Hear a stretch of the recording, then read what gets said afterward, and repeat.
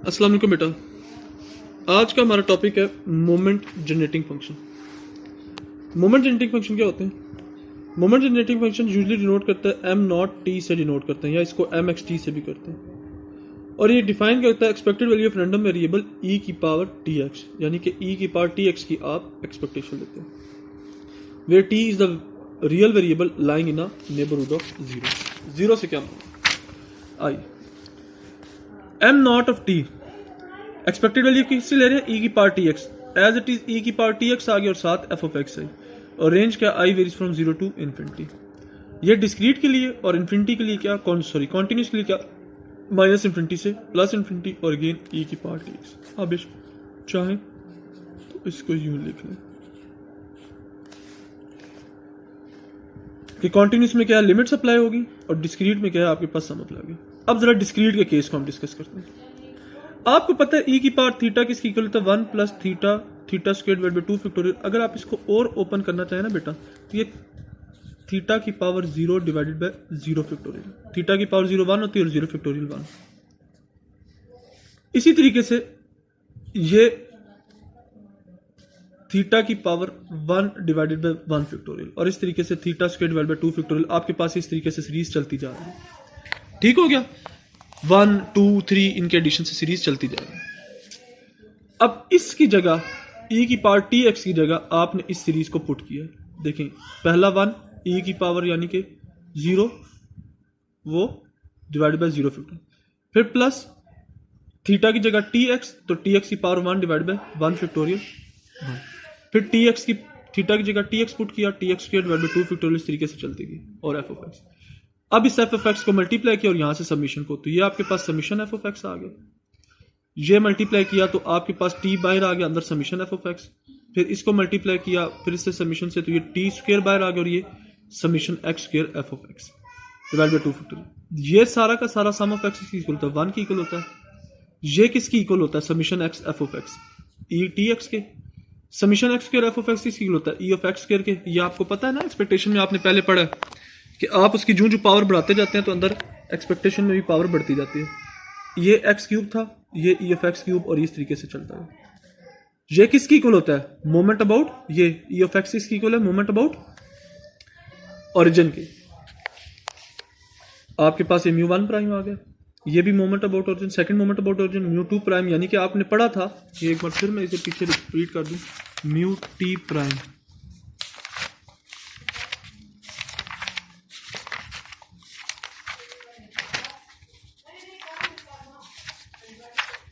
ये देखिए, ये इसमें आपने पढ़ा था, ये म्यू 1 म्यू 2 आप फाइंड आउट करते गए थे। और यहाँ पर आपके पास कहीं पे ये देखिए, ये लिखा हुआ ई ऑफ एक्स के एक्स पर के, ये देखिए म्यू के, ये इसकी इक्वल। ठीक है, ये आपने मोमेंट्स का यहाँ पे पढ़ा था टॉपिक। ठीक हो गया? यहाँ पे भी अगर आप देखें, ये प्रीवियस, ये सारा ठीक है। तो इस तरीके से आपके पास आपने क्या लिख लिया, इसको मोमेंट अबाउट ओरिजिन की फॉर्म में इसको लिख लिया। इसको अब जनरलाइज किया तो आर की वैल्यू 0 से इन्फिनिटी तक पहुंचाएं। यहां पर इसको भी अगर आप ओपन करें तो टी की पावर 0 म्यू 1 की power mu 0 prime divided by 1 factorial. इसको भी अगर आप करें तो ये टी की पावर 1, और यहाँ पे mu 1 prime divided by 1 factorial कर दे, तो आप इसको यूं जनरलाइज कर सकते हैं इस सारे को कि आर की वैल्यू 0 से इन्फिनिटी तक पहुंचाएं, तो ये सारी की सारी सीरीज सम अप होके इसकी इक्वल आती है, t r divided by r factorial. R की वैल्यू 1 2 3 4 5 रेज करते जाए तो आपके पास यही सीरीज ओपन होती जाती है। और आर की वैल्यू यहाँ से भी देखिए, म्यू 1 म्यू 2। एक बात याद रखिएगा, म्यू 0 प्राइम भी 1 की इक्वल होता है। अगर आपको सॉल्व करना पड़े ना यहाँ पे पुट करके, तो आप इसको कर सकते हैं। देखिए म्यू 0 प्राइम अब मैंने लिखा ना, तो आप 1 मल्टीप्लाई बाय 1 ही आएगा, और डिवाइड बाय 1 0 फैक्टोरियल करें तो वो भी 1। अब उसके बाद ये मोमेंट्स कैसे यूज होते हैं, आपने अगर मीन फाइंड आउट करना हो, आप अगर t की वैल्यू 0 पुट करें, देखें t इज द, ये आपने पढ़ा था ना यहाँ पे कि आपके पास क्या है, t आपके पास रियल वेरिएबल है lying in the neighbourhood of 0। ये देखिए, t की वैल्यू आप 0 पुट करेंगे पहला डेरिवेटिव लेने के बाद। पहला डेरिवेटिव आपने लिया और t की वैल्यू पुट की। इस पूरे का आपने with respect to r derivative लिया, इस पूरी इक्वेशन का, ये ऊपर वाली इक्वेशन का, इस इक्वेशन का आपने विद रिस्पेक्ट टू r लिया, और टी की वैल्यू 0 पुट की, टी की वैल्यू यहाँ 0 पुट की, ये भी 0, ये भी 0, ये भी 0, साथ में क्या रहेगा म्यू एक्स। तो पहला आपके पास म्यू 1 प्राइम यानी कि मीन आ गया या मोमेंट अबाउट ओरिजिन आ गया। इसी का आप दोबारा डेरिवेटिव लें, इसी एक्सप्रेशन का दोबारा डेरिवेटिव लें तो डबल डेरिवेटिव हो गया, और इसकी जगह टी की वैल्यू 0 पुट करें तो अब आप देखें कि ये आपके पास ई एक्स स्क्वायर आ गया। ठीक है, यहाँ पर देखें ये इसका डेरिवेटिव लेंगे तो ये कांस्टेंट, ये 0 हो जाएगा, इसका डेरिवेटिव लेंगे तो ई एक्स स्क्वायर आ गया, ये 2t आ जाएगा। लेकिन फिर जब यहाँ पे आप 0 वैल्यू पुट करेंगे तो ये तो ऑलरेडी 0 हो गया, और इसकी जगह यहाँ पर ये t खत्म हो जाता है और यहाँ पे सिर्फ ई एक्स स्क्वायर आ जाता है। तो ई एक्स स्क्वायर की जगह t की वैल्यू 0 पुट कहीं हो ही नहीं रही, तो ये आपके पास फिर ये E of X square is equal to mu 2 prime आ जाएगा। इसी तरीके से नेक्स्ट आपके पास इस तरीके को जनरलाइज करते जाएं तो d r by d t r करें, टी 0 पुट करें तो e of x r is equal to mu r prime.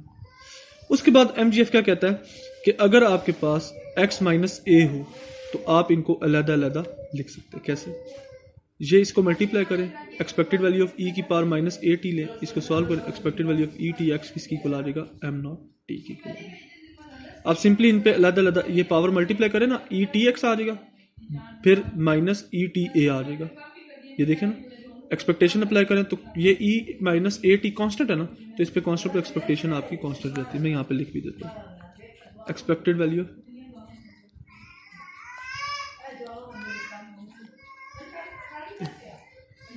अब